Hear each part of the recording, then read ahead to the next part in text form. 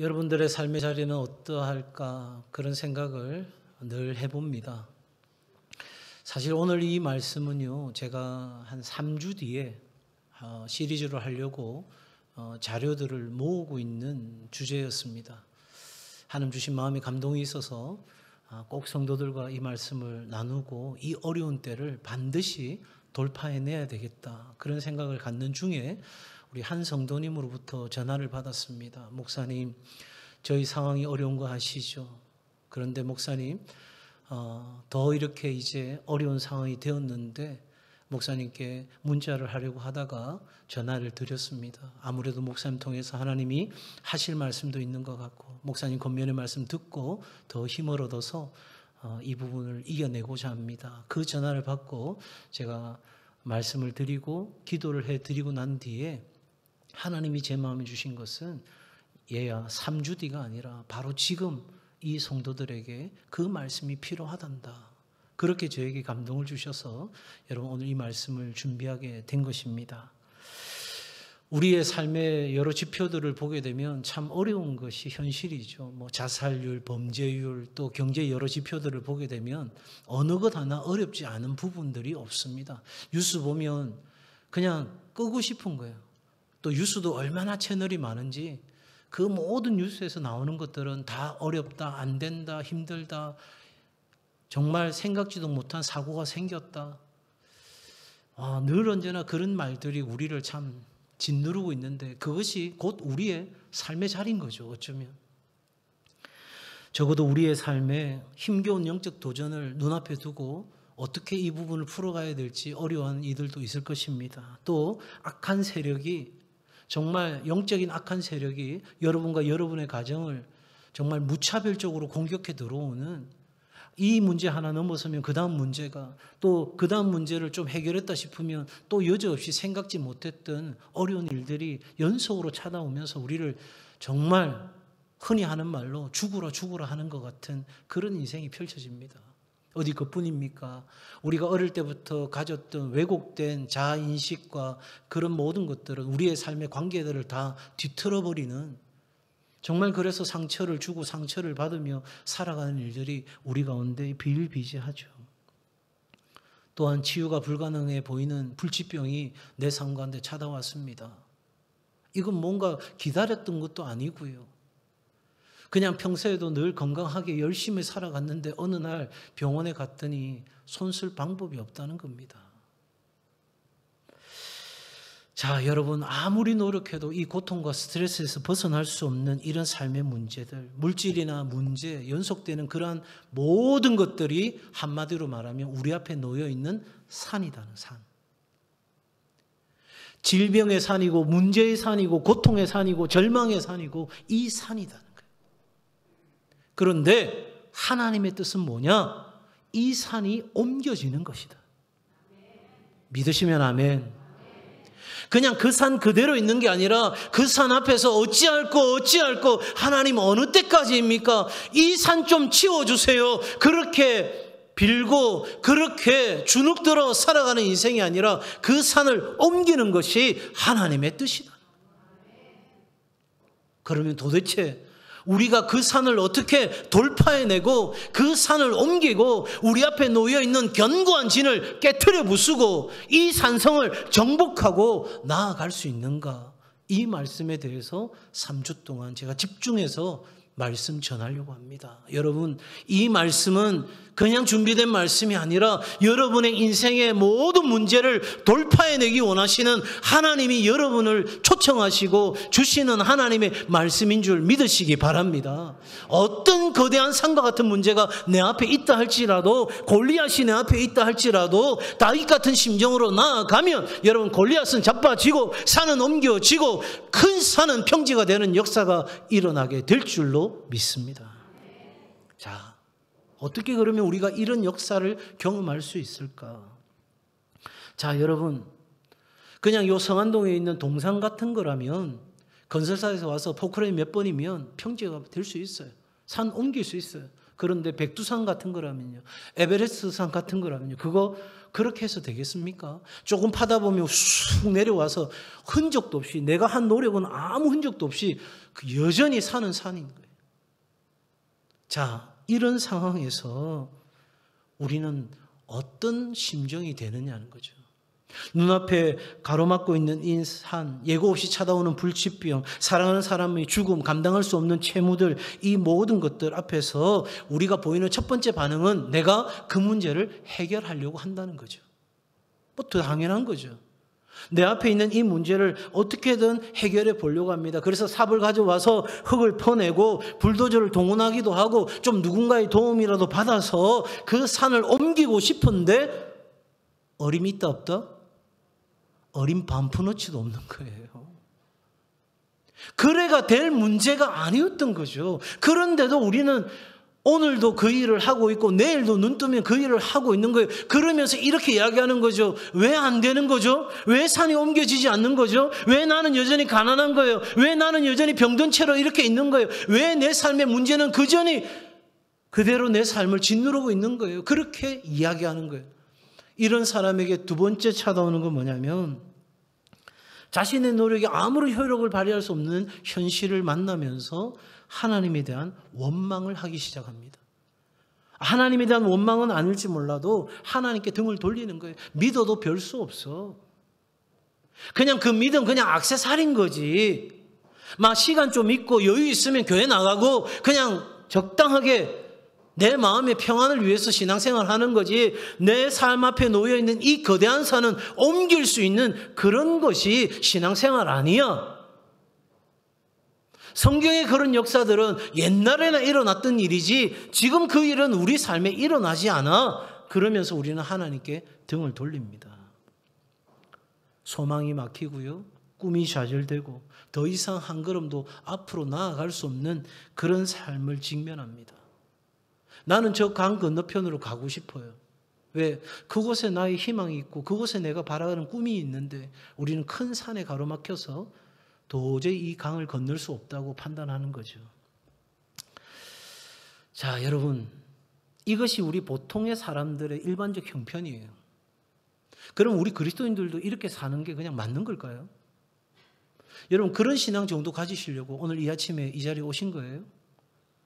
저는 여러분, 결코 하나님은 우리를 그저 그런 인생으로 그런 적당한 산 앞에서 무기력한 존재로 살아가도록 우리를 부르신 것이 아니라고 믿습니다. 여러분, 우리의 삶에 바로 그러한 절망의 자리에 있다면 그 순간 우리에게 새로운 선택이 하나 필요한데 그건 뭐냐면 인식의 변화가 와야 된다는 거예요. 무슨 변화? 인식의 변화. 어떤 사실을 받아들이는 생각의 변화가 와야 되는데 그건 뭐냐면 내 눈에 보이는 삶이 전부가 아니고 내 삶에는 보이지 않는 영적 세계가 있다는 것을 인정하는 인식의 변화가 와야 된다는 거예요. 자, 여러분, 우리는 보이는 것이 아니라 보이지 않는 영적 세계를 살고 있다는 걸 여러분 믿으십니까? 네. 여러분, 영적 세계를 그러면 움직여야 되는데 그 영적 세계를 움직이는 게 뭐냐면 바로 믿음입니다. 이 영적 세계가 작동하기 위해서는 이 세상을 움직이게 하는 것은 돈일 수 있습니다. 권력일 수 있습니다. 어떤 사람들의 갖고 있는 신념 이런 것들이 이 보이는 세계를 움직이는 것들이 될 수 있습니다. 그래서 많은 사람들이 돈을 벌려고 하고요. 많은 사람들이 더 높은 위치에 올라가려고 하고 더 많은 사람들이 배워서 사람들을 더 지배하려고 하는 일들이 이 보이는 세계에서 일어납니다. 그런데 우리가 보이지 않는 영적 세계가 있음을 믿는다면 그 영적 세계는 도대체 어떻게 움직이는지를 알아야 되는데 그 영적 세계는 다름 아닌 뭐를 통해서 움직인다? 믿음을 통해서 움직인다. 한번 볼까요? 여러분, 마가복음 9장 23절입니다. 화면 보고 같이 읽습니다. 시작.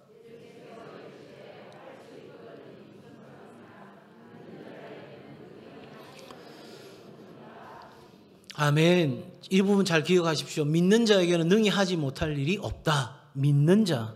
자, 한 구절 더 봅니다. 야고보서 1장 6절과 7절 말씀입니다. 같이 읽습니다. 시작. 오직 믿음으로 구하고 조금도 의심하지 말라. 의심하는 자는 마치 바람에 밀려 요동하는 바다 물결 같으니 이런 사람은 무엇이든지 주께 얻기를 생각하지 말라. 아멘. 오직 뭐로 구하고? 믿음으로. 자, 앞서 봤던 말씀과 이 야고보서 말씀에 공통된 한 단어가 뭐죠? 바로 믿음이라는 단어예요. 2부 예배가 조금 더 집중도가 높은 것 같아요. 그렇다고 1부 예배 드린 분들에게 말하지 마시기 바랍니다. 두 개 공통된 게 뭐냐 그러니까 잘 말씀 안 하시더라고요. 여러분, 믿음이에요. 왜 하나님께서 그리고 우리의 신앙의 선진들이 이 믿음을 강조합니까? 그건 바로 우리는 보이는 세계를 사는 게 아니라 보이지 않는 영적 세계를 사는 것이고, 이 보이지 않는 영적 세계를 움직이는 것은 믿음이다. 그래서 믿음이 있는 사람은 기도하고, 기도하는 사람은 하나님의 역사를 경험하게 되고, 하나님의 역사를 경험하는 사람은 믿음이 있다는 걸 증명하는 거예요. 자, 여러분, 왜 이것이 그만큼 중요한가? 다시 한 구절 봅니다. 여러분, 에베소서 1장 3절입니다. 에베소서 1장 3절 시작.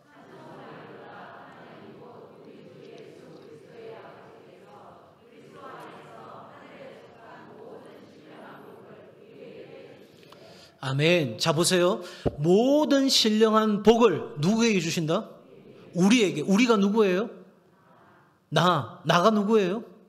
예수 그리스도를 구세주로 주인으로 믿는 하나님의 자녀, 하나님의 백성, 바로 그 우리에게, 보배로운 믿음을 가진 우리에게 모든 하나님의 신령한 복이 그리스도 안에서 주어지는 줄로 믿습니다.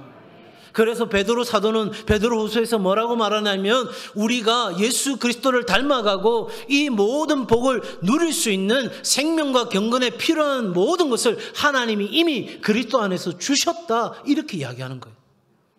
그런데 여기서 질문이 생기는 거죠. 아니, 생명과 경건에 필요한 모든 것을 주셨고 모든 신령한 복을 그리스도 안에서 내게 주신다고 약속하셨는데 왜 내 삶은, 죄송한 표현입니다, 이 모양 이 꼴일까? 왜 내 삶에는 여전히 거대한 산이 앞에 나를 가로막고 있고 골리앗 같은 정말 찔러도 죽지 않는 그런 이상한 괴물이 내 앞에 놓여 있는 걸까? 왜 큰 산이 평지가 되는 이 역사가 내 삶 가운데 도무지 일어나지 않는 걸까? 여러분, 여기에서 중요한 키워드가 하나 있어요. 모든 신령한 복을 우리에게 주시는데 그 복이 어디에 속해 있다고요? 어디에 속했다고요? 하늘에 속했다는 거예요. 영적 세계에 속했다는 거예요. 여러분, 그러니 여기서 우리는 알아차려야 되는 거예요. 아하, 내 삶에 인식의 변화가 와야 될 이유가 어디에 있는가? 내가 누릴 수 있는 모든 복이 내 눈앞에 보이는 이 현실 세계에 있는 것이 아니라 영적 세계에, 하늘에 속해 있구나. 그리고 이 하늘에 속해 있는 모든 신령한 복을 움직여서 오늘 내 눈앞에 보이는 이 현실 세계로 가져오는 것은 바로 뭐다? 믿음이구나. 이 믿음이 우리 가운데 확실해져야 됩니다. 자, 이 믿음이 있다면, 여기까지 여러분 이해되셨습니까? 좋습니다. 자, 이 믿음이 있다면 그 다음 중요한 게 뭐냐면, 도대체 이 믿음의 본질이 뭐냐는 거예요. 뭘 믿는 거냐는 거죠.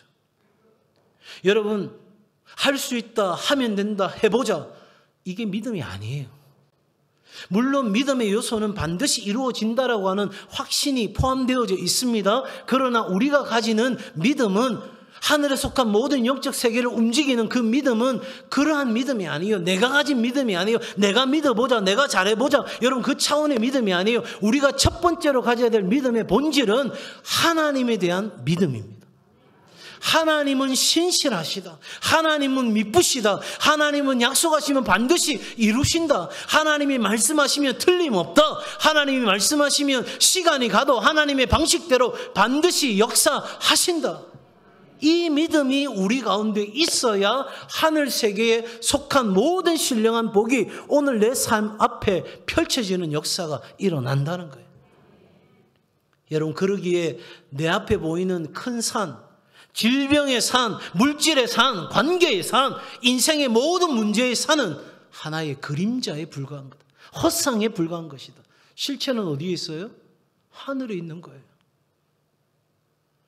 하늘에 하나님이 그 문제를 해결하시겠다고 결정하시면 이 현실의 허상은 사라지는 거예요.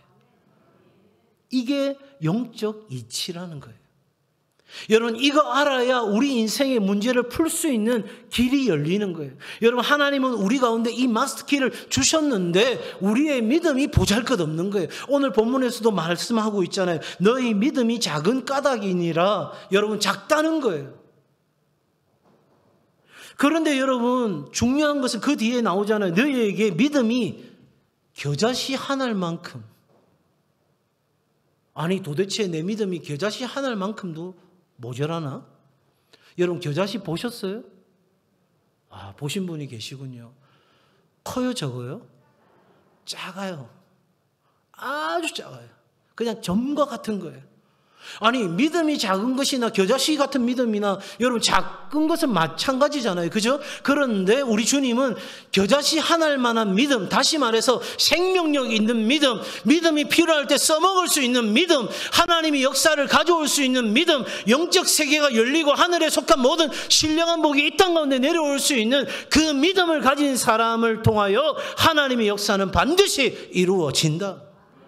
이게 우리가 심플하게 믿어야 되는 거예요. 이 아침에도 마음에 사단은 여전히 의심의 영을 불어넣는 거예요. 목사가 앞에서 말하지만 그대로 되는 게 아니야. 인생 그렇게 만만한 게 아니야. 그렇게 해서 인생 문제 해결될 수 있다면 다 예수 믿지. 누가 예수 안 믿겠어. 그런 마음이 내 안에 꿈틀거리고 있는 거 여러분 느끼고 계시죠? 그런데 우리 하나님 말씀하시는 거예요. 여러분, 우리 하나님을 믿기에 반드시 되어질 것을 우리는 확신하는 것입니다. 이것이 아브라함의 믿음이었어요. 한번 볼까요? 로마서 4장 18절부터 21절까지 말씀입니다. 여러분 화면 보고 같이 읽습니다. 시작.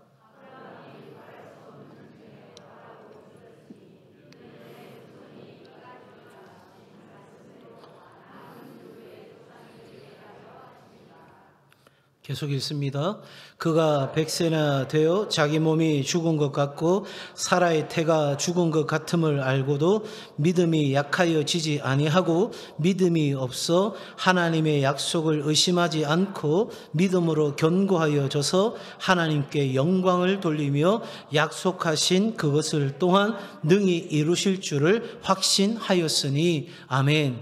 자, 18절부터 한번 띄워봐 주세요. 보세요. 아브라함이 바랄 수 있는 중에 바란 게 아니에요. 뭔가 단 1%의 가능성이 있는 상황에서 바랐던 게 아니에요. 무슨 중에? 바랄 수 없는 중에. 의사는 이미 진단했어요. 손 쓸 방법이 없다고. 내 삶에 지금 돈이 필요한데 이 돈이 나올 구멍이 없어요. 내 삶의 문제를 해결해야 되는데 이 문제를 해결할 수 있는 아무 방법도 보이지 않아요. 그런데 아브라함은 바랄 수 없는 중에 바랬다는 거예요. 그리스도인이 가지는 소망은요, 모든 가능성이 사라졌음에도 불구하고 하나님은 하실 수 있다고 믿는 믿음으로부터 오는 신앙이에요. 소망인 거예요. 자, 그러니 보세요. 바랄 수 없는 중에 바라고 믿었다는 거예요. 이게 믿음인 겁니다. 이게 겨자씨 하늘 같은 믿음이라고요. 자, 보세요. 이는 내 후손이 이 같으리라 하신 말씀대로. 여러분, 아브라함이 그렇게 믿게 된 근거가 어디에 있냐면 하나님의 약속이 있었다는 거예요. 하나님의 말씀이 있었다는 거예요. 그냥 아브라함 생각으로 믿은 게 아니에요. 내 생각으로 믿은 게 아니에요. 여러분, 내 생각으로 믿으면 안 되는 상황이 되면 그 생각은 여지없이 다 무너지는 거예요. 그냥 오늘 이 아침 이 말씀 들어서 그래 믿음으로 나아가보자 했다가 내 생각 가지고 나아가면 내일 또 다른 절망적인 소리 들으면 다 무너지는 거예요. 어찌할꼬 하나님은 어느 때까지입니까? 그러면서 세월을 보내는 거예요. 그런데 아브라함은요, 바랄 수 없는 중에 바라고 믿었는데 그 이유는, 근거는 딱 한 가지였어요. 뭐? 하나님의 약속, 하나님의 말씀. 아멘. 자, 그렇게 해서 많은 민족의 조상이 되게 하려 하시는 이 하나님의 약속을 믿었다는 거예요. 19절 가보시겠어요? 19절. 그가 100세가 되어 자기 몸이 죽은 것 같고 사라의 태가 죽은 것 같음을 뭐하고? 이게 중요한 거예요. 알았다는 거예요. 모르는 게 아니에요. 내 병이 뭔지 모르는 게 아니에요. 내 삶의 문제가 무엇인지 모르는 것도 아니에요. 내가 해결할 수 없는 이 상황이라는 거 모르는 것도 아니에요. 알았어요. 그런데 겨자씨 하나일 만한 믿음을 가진 사람은요, 그 알았다고 해서 믿음이 뒤로 물러나거나 믿음이 쭈그러지거나 믿음이 흔들리는 것이 아니라 믿음이 뭐하여지지 않고 약하여지지 아니하고, 하나님이 낫는다고 했으면 낫는 거야. 하나님이 옮겨진다고 하면 옮겨지는 거야. 하나님이 평지가 된다고 했으면 평지가 되는 거야. 내 삶에 무너진 모든 것들이 회복된다고 말씀하셨으니 되는 거야. 약하여지지 않는다는 거예요.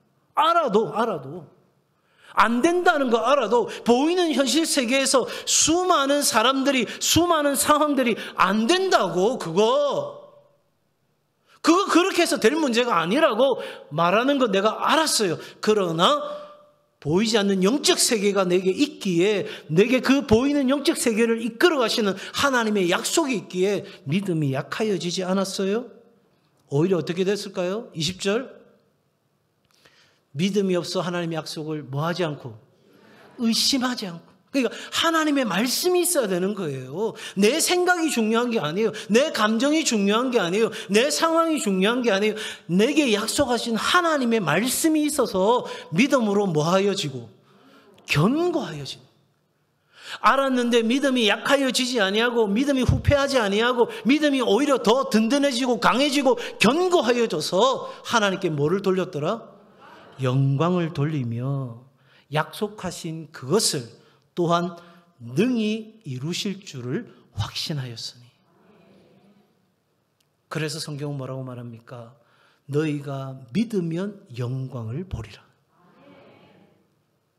여러분, 예수님은 지금 겨자씨 하나일 만한 그 생명력 있는 믿음, 정말 그 거대한 산 앞에서 그 산을 향하여 명할 수 있는, 선포할 수 있는 조금의 의심도 없이, 주저함도 없이 하나님이 약속하신 그 말씀 의지하여 내 삶의 문제는 떠나갈 치어다, 내 삶의 어둠의 영은 떠나갈 치어다, 내 삶을 지배하려고 하는 질병의 영은 떠나갈 치어다, 물질의 가난함은 떠나갈 치어다, 믿음으로 선포하고 나아가는 자는 반드시 그 산을 돌파하는 것이고, 그 산을 옮기고 그 산을 평지로 만드는 역사가 일어나는 겁니다. 여러분, 믿음은 고난과 시련이라고 하는 광야에서 발휘되는 거예요. 모든 것이 완벽하고 모든 것이 완전할 때는 믿음이 설 자리가 없어요. 내 생각대로 되니. 그런데 그 광야에서 우리는 그 상황 속에서, 이해될 수 없는 상황 속에서, 고통 속에서 이제 믿음이 진짜 빛을 발휘하기 시작하는 거죠. 사랑하는 여러분, 산을 옮기기 위해서는 우리의 인식이 잘못됐다는 것을 알아차려야 합니다. 문제 앞에서 무너지는 삶의 패턴에는 심각한 문제가 있는 거예요, 사실. 생각해 보십시오. 그림자를 옮기려 하면 옮겨집니까? 여러분, 내 옆에 그림자가 있는데 그 그림자 자꾸 옮기려고 하면 옮겨집니까? 이쪽만 아니오라는데 이쪽은 그럼 옮길 수 있단 말입니까? 자, 그림자 옮길 수 있습니까? 없습니까? 없어요. 자꾸 그림자 움직이려고 하니까 지치는 거예요. 안 되는 거예요. 여러분, 그림자 움직이려고 하면 뭐를 움직여야 돼요? 실제로 움직여야 돼요. 네 저리 가라. 그래야 그림자는 사라지는 거죠. 사랑하는 여러분, 우리 앞에 보이는 이 문제와 난간에 사는 실체가 아닙니다. 다시 말하지만 아무리 거대한 산처럼 보여도, 불가능해 보여도 그건 다 그림자일 뿐입니다. 사랑하는 여러분,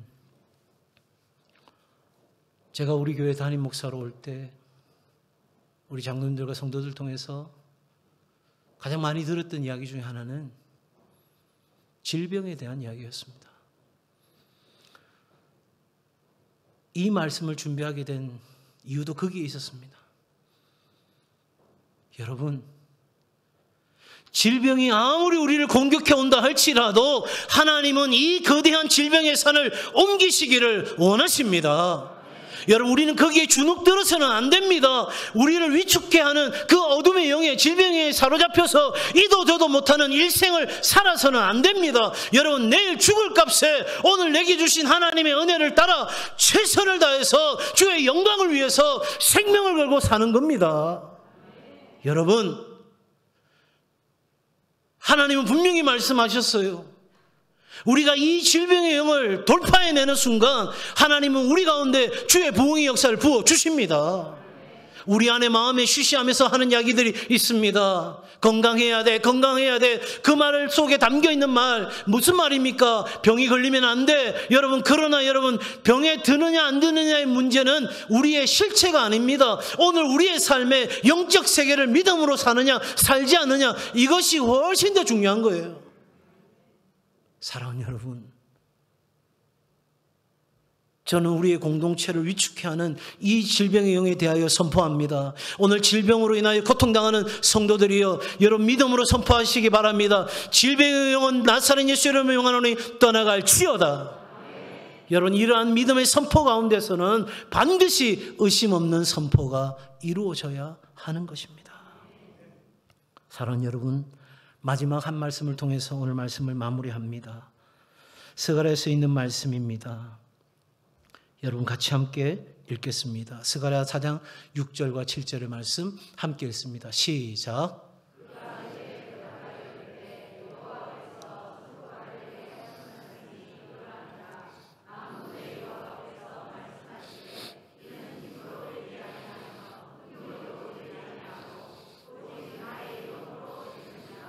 아멘.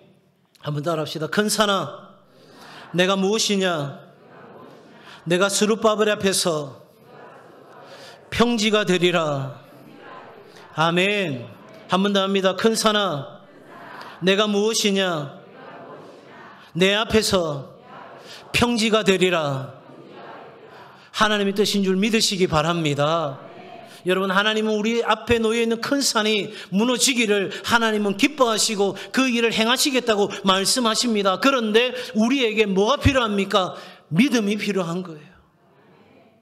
추워도 의심 없는 믿음이 필요한 거예요. 내일 죽을 값에 오늘 내 삶이 고쳐진다고 하는 확실한 믿음으로 나아가는 거예요. 여러분, 왜 그 확신이 우리 가운데 있습니까? 그건 그냥 막연한 바람이 아닙니다. 예수께서 채찍에 맞으심으로 내가 나음을 입게 된 것입니다. 나무에 달린 자마다 십자가에 죽은 예수 그리스도가 내 모든 삶의 저주를 가져가셨기에 내 삶에 주어진 저주는 해결된 것입니다.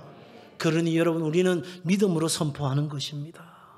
사랑하는 여러분, 내 삶의 큰 산이 평지가 되어야 하나님은 그 일을 통해 영광 받으십니다.